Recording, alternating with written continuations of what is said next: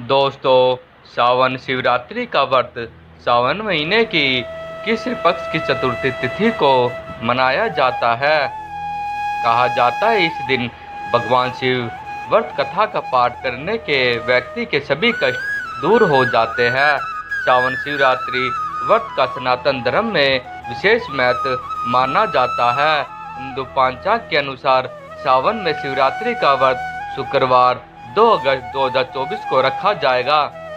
मान्यता है इस व्रत को करने से मनुष्य जीवन के सारे दुख दूर हो जाते हैं और भगवान शिव की विशेष कृपा प्राप्त होती है। इस दिन भगवान शिव की विधि विधान पूजा करने के बाद श्रावण शिवरात्रि की व्रत कथा जरूर पढ़नी चाहिए। सावन शिवरात्रि व्रत कथा। धार्मिक कथा के अनुसार चित्रभानु नाम का एक शिकारी था जो जंगल में जानवरों का शिकार करके अपना घर चलाता था।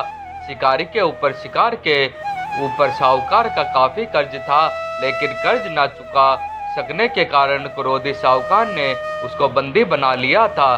जिस दिन साहूकार ने उसे बंदी बनाया वह शिवरात्रि का दिन था। बंदी रहते हुए शिकारी शिव संबंधी धार्मिक बातें सुनता रहा। वही उसने शिवरात्रि व्रत की कथा भी सुनी। ऐसे शुरू हुआ व्रत। शिकारी का पूरा दिन ऐसे ही गुजर गया। शाम को साहूकार ने चित्रभानु को एक दिन का समय दिया कर चुकाने के लिए और उसे छोड़ दिया। कर चुकाने के लिए चित्रभानु पूरे दिन बिना कुछ खाए पिए जंगल में शिकार ढूंढते हुए बिता दिया। ऐसे ही शाम निकल गई और रात हो गई। इसके बाद वह रात बिताने के इंतजार में बेल के पेड़ पर चढ़ गया। इसी पेड़ के नीचे शिवलिंग था। बिना जाने शिकारी बेल पत्ते तोड़कर नीचे की तरफ गिरा रहा था, जो कि संयोग व शिवलिंग पर गिर रहे थे। इससे उसका व्रत पूरा हो गया। पूरी हुई प्रथम पहर की पूजा। शिकारी की तलाश में घूमते हुए चित्रभानु को तालाब के किनारे एक गर्भिणी हिरनी दिखाई दी जो पानी पीने के लिए आई थी। उसका शिकार करने के लिए उसने धनुष बाण निकाला। उस हिरनी ने चित्रभानु को देख लिया। इस पर उसने शिकारी से कहा कि उसके प्रसव का समय है, तुम 2 जीव की हत्या करोगे, यह ठीक नहीं है। हिरनी ने शिकारी से वादा किया जब उसका बच्चा इस दुनिया में आ जाएगा तब वह खुद आएगी, तब वह उसका शिकार कर सकता है, लेकिन अभी उसे जाने दे। शिकारी ने उसकी बात मान ली और जाने दिया। इसके बाद पत्ते चढ़ाने तथा ढीली करते समय कुछ शिवलिंग पर कुछ और बेलपत्र गिर गए। ऐसे में चित्रभानु से अनजाने में शिव की प्रथम पहर की पूजा भी हो गई। ऐसे पूरी हुई दूसरे पहर की पूजा। कुछ देर बाद शिकारी को एक और हिरनी दिखी। उसे देखकर शिकारी बहुत खुश हुआ और शिकार करने के लिए तैयार हो गया। हिरनी ने उसे निवेदन किया कि वह कुछ ही देर पहले ऋतु से निवृत्त हुई है। मैं अपने प्रिय को ढूंढ रही हूँ। मैं एक कामातुर वीरहिणी हूँ। जैसे ही मुझे मेरा पति मिल जाएगा वैसे ही मैं आ जाऊंगी।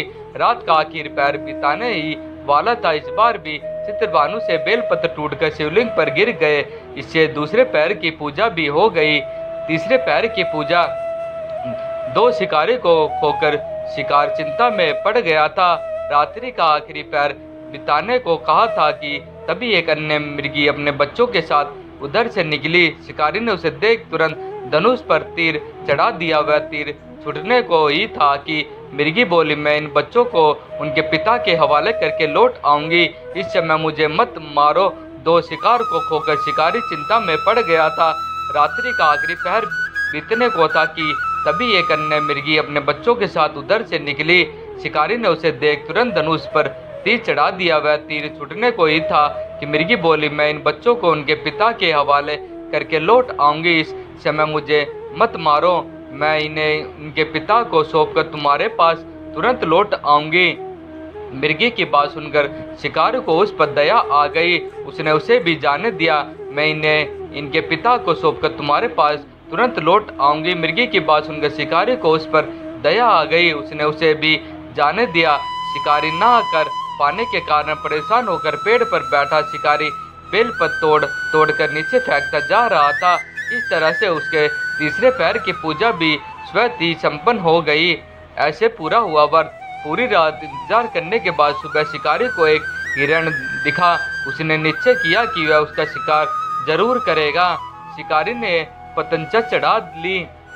इस पर हिरण ने कहा कि अगर उससे पहले आई 3 हिरनी को उसके बच्चों का शिकार उसने किया हो तो उसका भी शिकार कर ले, जिससे उसे उसके वियोग में दुखी ना होना पड़े। लेकिन अगर उन्हें जीवनदान दिया है तो उसे भी छोड़ दे। जब वह उन सभी से मिल लेगा तो वह आ जाएगा।